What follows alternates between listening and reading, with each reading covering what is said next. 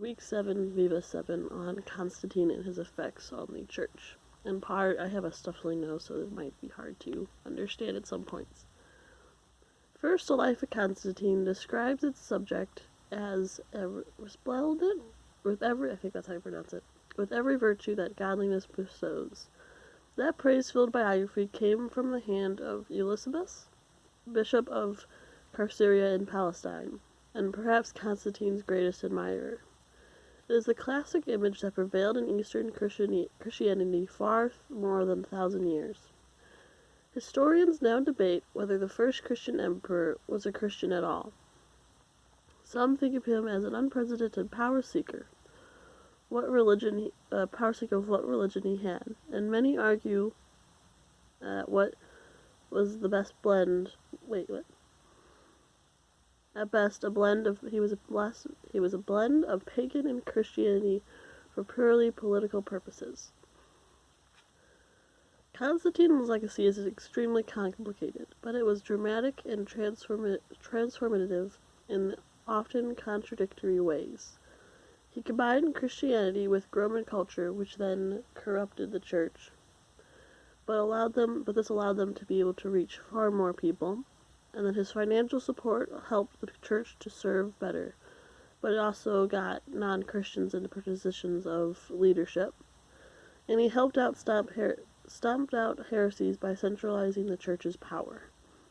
So first, he combined the Roman and Christian culture, which caused them to be able to reach more people. So Roman culture is more like Roman government. He combined the state and the church together. And the church willingly joined, and so this caused many people to wonder whether, quote, did the empire surrender to Christianity, or did Christianity give itself to the emperor, unquote. So this was a big debate, but it helped them be able to reach more people. And so he also made himself like the head of the church, in a way, which then made decisions for the church. Like, he solidified what day they met on. He wanted it different than the Jewish culture, which was the Jewish culture celebrated on Saturday.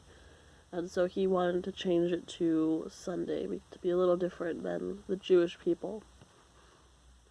And he also decided that the Sabbath day, and then he also wanted to separate, and then he made Easter based on the moon, instead of just having one solid day, like, let's meet on April 12th. It's based on when the moon is. So second, his financial support allowed the allowed the church to grow, but then also hurt the church because it allowed non-Christians into forms of leadership. So he gave the church a tax exemption, which means they didn't have to pay taxes to the government.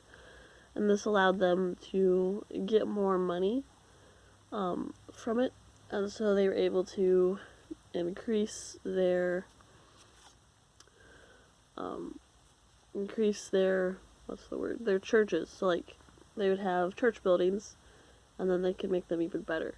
Or it actually started more like the church was meeting in houses, so it was like a house church. But that became complicated because they sometimes couldn't meet because the person who owned the house would be like, my grandparents are staying here in a week, so we can't meet next week. And so the church would buy out these buildings so that they could have continual meeting places for the church, and that the churches could be open 24/7, allowing people to come in. But it also because it made the church rich, it made the people who were, like, in charge of the church also get rich. And so many people wanted to become Christians, or Christians to become leaders just to get the money because they would be wealthier then. And so this hurt the church, because now you don't have the strongest of believers and they're becoming very selfish. And so it was very a complicated matter, and as another example of Constantine's good but contradictory ways of helping the church. So third, he got rid of heresies by centralizing the church's power. And so many times the church was just like, it had its separate bishops who would rule over different domains. And then as the church grew up, people would come out and be like, hey, say something about God that wasn't quite true, but many people would follow them because they were like a bishop. And so they needed to figure out how to get rid of these. And so Constantine helped them by getting them to gather getting the bishops to come and gather at the Council of Nicaea. And over 318 bishops came to Nicaea to discuss theology. And they had to deal with controversies like the Arnesis. I don't know if I'm pronouncing his name right, but he had the belief that Jesus was not fully God. He was a creation by God instead of being with God from the very beginning. And they needed to get rid of that because that wasn't quite true. And also Constantine pushed for the centralization of the theological discussion making, and in doing so helped remove many of the heretical movements. And so, unquote. And so because he drew everyone in, they were able to discuss these matters like Arianism, that's how you pronounce it, and it helped figure out what the church really believed. However, they came to no agreement at this council. However, the Arians made the mistake of saying their state of faith, which denied the deity of Christ. And thus people were like, that's not correct.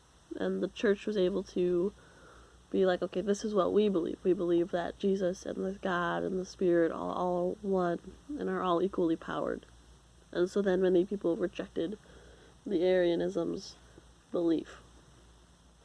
So, although Constantine is a very great man in history, he had his ways that were very contradictory to what we would think of as good. So he would do something good and it would lead to something bad, or he would do something bad and it would lead to good. And 3 examples of this is when he combined the church with Roman culture, which corrupted the church, but allowed them to reach more people.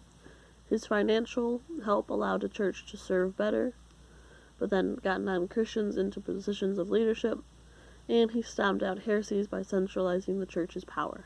Thank you.